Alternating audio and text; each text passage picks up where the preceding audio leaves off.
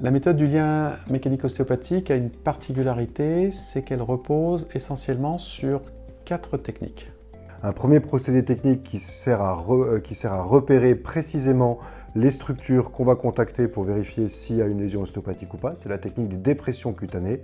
Ça part du principe que le relief cutané, il va suivre un petit peu les structures qu'il y a en profondeur. Et du coup, en longeant comme ça doucement la peau, on va arriver très facilement à buter sur les différentes structures qu'on cherche à contacter pour pouvoir ensuite les tester. La deuxième technique originale, qui est propre au lien mécanique, c'est ce qu'on appelle le test de mise en tension.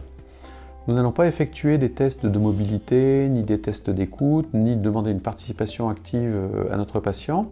Nous allons très simplement contacter la structure que l'on veut solliciter et par une pression douce, voilà, tout simplement solliciter l'élasticité des tissus avec une réponse immédiate. Soit la structure est souple, élastique et il n'y a pas de problème particulier, donc le test est négatif. Et de temps en temps, sur le même test, à un autre niveau, on tombera sur une restriction, une butée, un blocage, une perte d'élasticité très nette. Et cette perte d'élasticité très nette, elle signe la fixation, la lésion ostéopathique. Donc l'inflammation, voire la fibrose du tissu conjonctif qui est donc validée, qui est objectivée par ce test. L'avantage de ces tests, c'est qu'ils donnent une réponse immédiate. Donc sur la colonne, on fait un test pour chaque segment vertébral et en une trentaine de secondes, on a examiné toute la colonne. Les tests sont applicables au niveau articulaire, aussi au niveau intra-osseux, au niveau viscéral, au niveau vasculaire. Donc ces tests sont applicables partout, au niveau crânien, etc. Donc on utilisera toujours la même technique pour le diagnostic des lésions ostéopathiques que l'on cherche. Les tests sont confortables, ils n'ont aucune contre-indication. Donc même sur une structure fragile, même sur un patient sur lequel il faudrait prendre beaucoup de précautions, on n'a aucun risque. Et très rapidement, à l'issue de cet examen, on aura un diagnostic très clair, très précis de toutes les lésions ostéopathiques, là où elles sont. Ces tests ont pour avantage d'être très objectifs. Ils sont fiables et ils seront reproductibles et on a eu plusieurs mémoires et des thèses de scientifiques de haut niveau qui ont prouvé la fiabilité aussi bien intra-praticien que inter-praticien de ces tests. Et ensuite, une fois qu'on a fait cette cartographie, une fois qu'on a repéré les différentes lésions ostéopathiques, on va les mettre en balance, c'est-à-dire on va vérifier, les hiérarchiser, vérifier lesquelles sont les plus actives, lesquelles vont avoir un effet perturbateur le plus important, en venant tout simplement comparer les dysfonctions. Avec ce fameux réflexe inhibiteur, qui est un réflexe neurologique, qui lorsqu'on contacte deux lésions, fait qu'une des lésions se neutralise, se désactive, on a le sentiment sous le doigt qu'elle se relâche, alors que l'autre, au contraire, résiste. Celle qui résiste, elle est, neurologiquement parlant, elle est plus active, elle est plus perturbante, il y a un réflexe de vigilance qui est exacerbé au niveau tissulaire, et bien entendu, ça veut dire que dans la hiérarchie, cette lésion méritera d'être traitée avant celle qui est secondaire.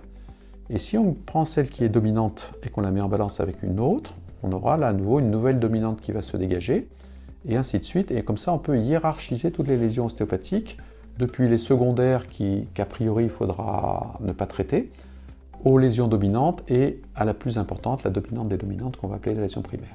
Chaque fois qu'on traite une lésion primaire ou dominante, on a un certain nombre de lésions secondaires en fait qui se neutralisent d'elles-mêmes puisqu'elles étaient par définition secondaires, donc adaptatives.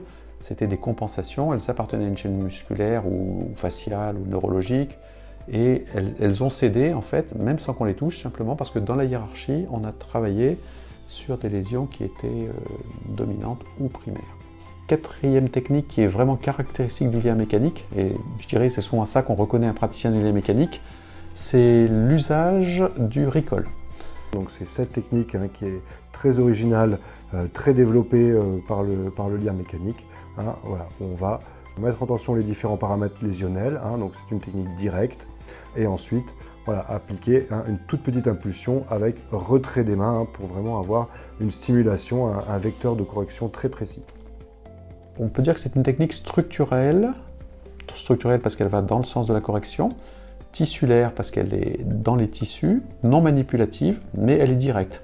Donc c'est vraiment une excellente technique qui a pratiquement que des avantages. D'abord, elle est applicable dans tous les cas. Même encore une fois, si on a un patient fragile, une personne âgée, de l'ostéoporose, des suites de chirurgie, une fracture qui consoliderait mal, etc. Voilà, toutes ces difficultés qu'on rencontre en pratique quotidienne parce qu'il faut beaucoup de précautions, voire même les contre-indications. Avec le recall, on n'a aucun souci. La technique est tellement superficielle tout en étant profonde dans son action par l'impulsion qu'il n'y a aucune manipulation de la structure.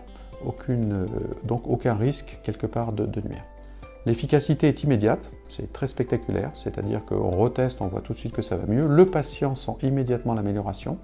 Très souvent, la douleur s'atténue, la mobilité augmente. Voilà, on peut dire que il y a un effet immédiat, et donc en parfaite sécurité. Et comme le recall est une technique où on va rentrer en profondeur dans les tissus, sans pour autant manipuler les tissus, encore une fois, j'insiste, il n'y a pas de mobilisation, il n'y a pas de manipulation, mais comme on va pouvoir se projeter par la mise en tension sur des structures, on peut même atteindre des structures profondes. On peut travailler sur un rein, on peut travailler sur un péricarde, sur un ligament artériel, puisque le principe de l'impulsion et de la vibration va aller toucher la lésion ostéopathique, les tissus qui sont fixés, là où on aura mis le focus, là où on aura positionné le doigt et dirigé le recall.